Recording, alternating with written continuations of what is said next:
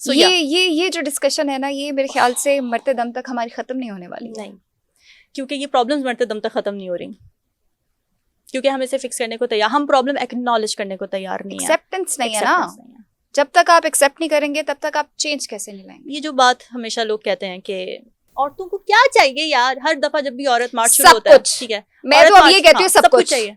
Exactly, औरत को क्या चाहिए, वो जॉब भी कर रही है, वो तो अब बड़ी इंडिपेंडेंट है, सोशल मीडिया पे है। अभी भी औरतों के रेप हो रहे हैं, अभी भी औरतें घर में मारे खा रही हैं, अभी भी औरतों को इस बात पे मार पड़ी कि उसने टाइम पे खाना नहीं दिया, अभी भी औरतें 5-5 बच्चे अपनी मर्जी के बगैर पैदा कर रही हैं। Everything is wrong. कुछ जो खवातीन हैं जो हमारी नज़र में या दुनिया की नज़र में बहुत इंडिपेंडेंट हैं, वो अपना कमा रही हैं, अपना खा रही हैं, और उनका लाइफस्टाइल हम सोशल मीडिया के थ्रू उनका देखते हैं। आई कैन गारंटी यू, मैं बहुत सी ऐसी खवातीन को जानती हूँ जो घर में शायद एक मिजरेबल लाइफ गुजार रही हैं और अपने पार्टनर्स के साथ खुश नहीं हैं, लेकिन वो सिर्फ इस वजह से उनके साथ चल रही हैं कि यार सोसाइटी क्या कहेगी। हम ऑलरेडी मीडिया में हैं, फिर हम सोशल मीडिया पे भी पब्लिकली बहुत एक्टिव हैं, और हम इंडिपेंडेंट हैं, हमने पता नहीं क्या कुछ झेल के यहाँ तक पहुंची हैं। अब यहाँ पे आके अगर शादी टूट गई या हमने कुछ भी बता दिया तो लोगों ने हमें ही कुछ कहना है। एब्सोल्युटली ऐसा ही हो रहा है। मैंने बहुत सारी ऐसी ख़वातीन देखी हैं जो आपने बिल्कुल सही कहा कि एम्पावर्ड हैं, but they are unable to leave toxic marriages, they are unable to leave toxic relationships.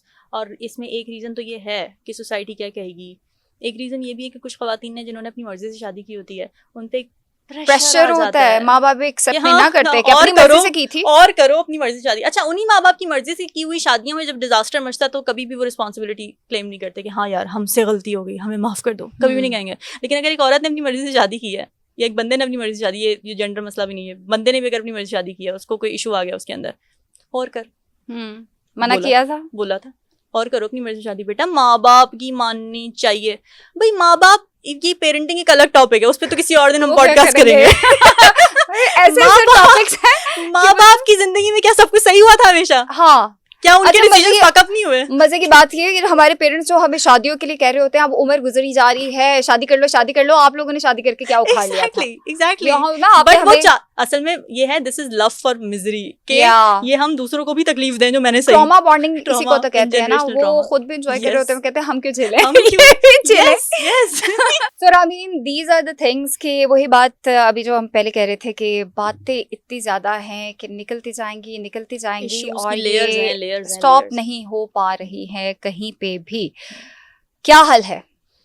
हम नहीं रुकने वाले। हाँ, यही हल है। हम नहीं रुकने वाले, हम अब बोलते रहेंगे। That I am going to talk about it unapologetically, boldly, बगैर किसी लगी लिपटी के।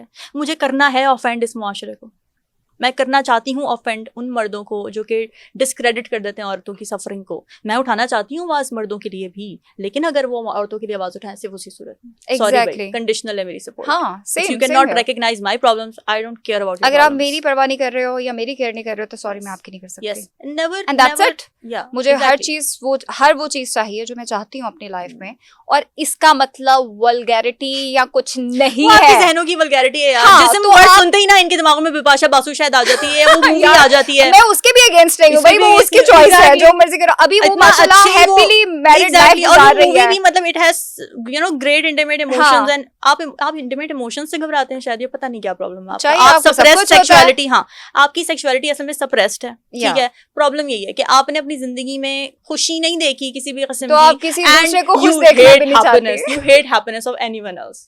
Thank you so much Ramin, बहुत मजा आया गपशप करने का, और इंशाल्लाह आगे भी इस तरह के टॉपिक्स पे हम बात करते रहेंगे।